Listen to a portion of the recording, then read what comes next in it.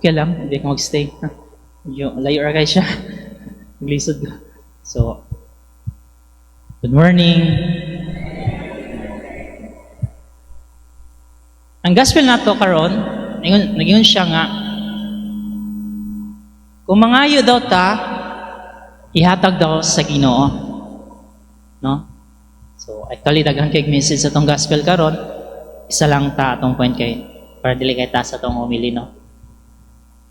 So, sabi, kailangan daw natin hingin, tapos kung ano daw yung hiningin natin kay God, ibibigay daw niya, no? Nag-eco man? Okay lang. Okay. So, siguro, mapangutan na to, matanong na to na, kung ibibigay ni God lahat ng gusto na, o yung ihingin natin during sa itong prayers,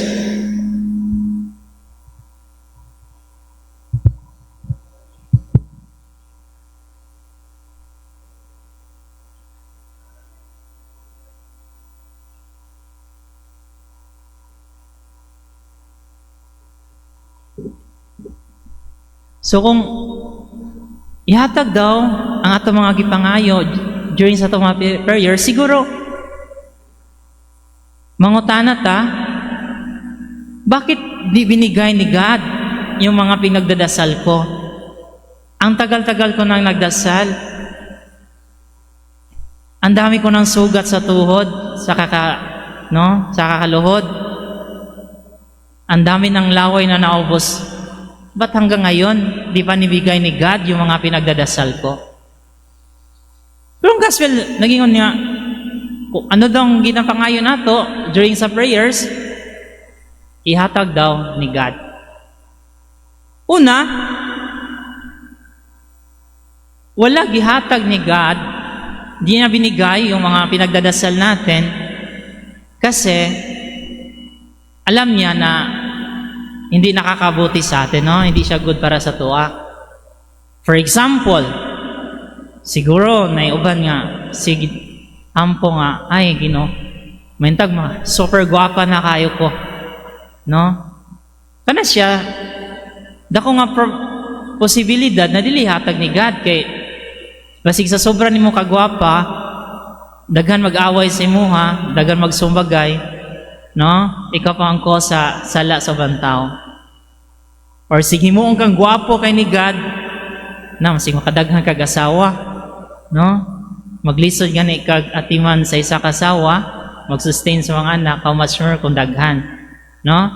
So, man ang wala gihatag. Pangalawa, siguro si tagampo nga, ay sana mayaman ako, na pagmata ko na ako sa morning, instant mayaman ako, di ba?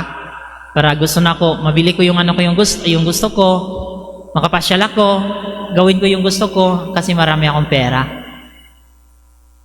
Pero, ba't hindi binigay ni God sa'yo?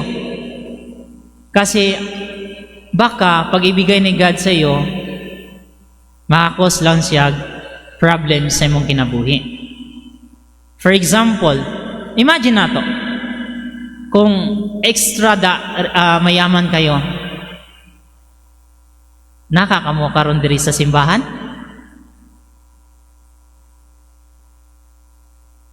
Naglingkod ba kamo diha sa same nga pwesto kung asa mo naglingkod karon?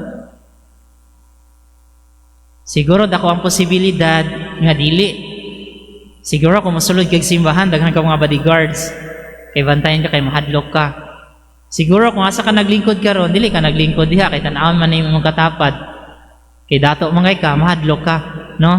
So mag-alanganin na ka, no?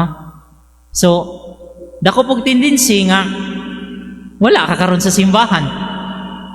Anyway, daghan mong og pera, mag-sorry na lang ko.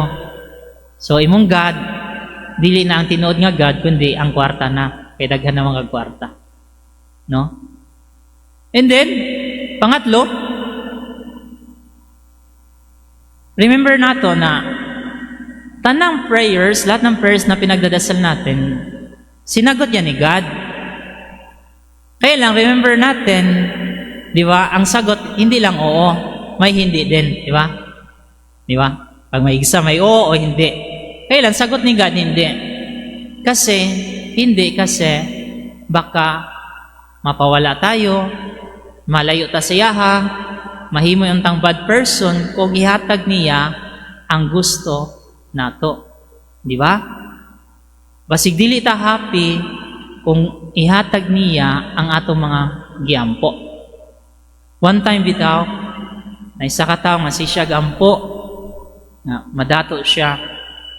And then one day, na naginip siya na someone na mohatag sa imo og gold, and then kana millions of pesos na siya kung ibaligyan nimo.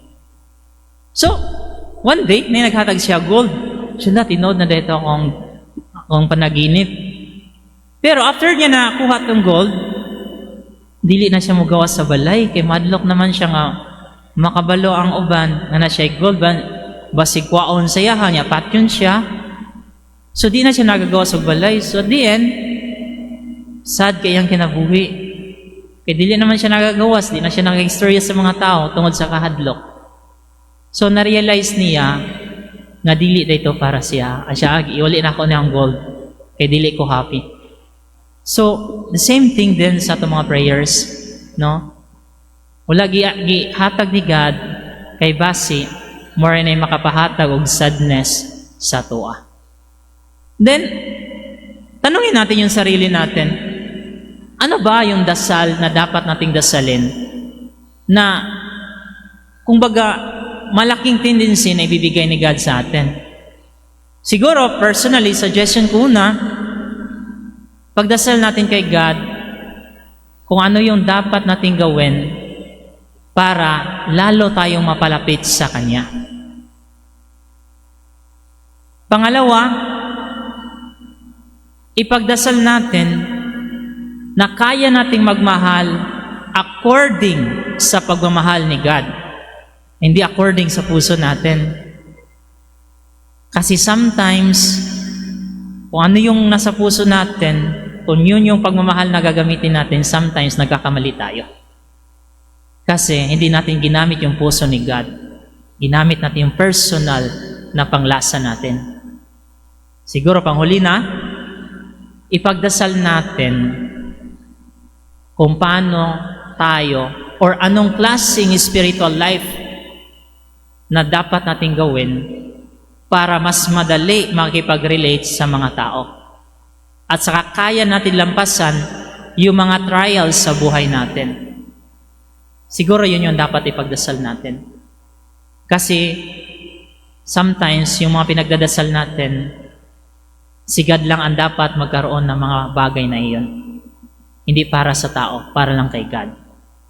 So huwag tayong masaktan, huwag tayong magalit, huwag tayong mawalan ng pag-asa. Pag yung sagot ni God, hindi. Huwag nating isipin na hindi nakikinig si God sa atin. At never nating isipin na hindi sinagot ni God yung mga pinagdadasal natin. Kaya lang, yung sagot niya, hindi. Kasi alam niya na mapapasama tayo pag binigay niya sa atin yung lahat ng mga pinagdadasal natin. Amen?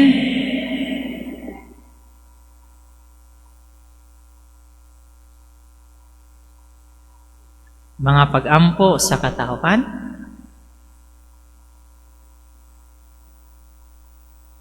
si Kristo misaad sa pag-ingon, pangayo o gihatag kini kanimo.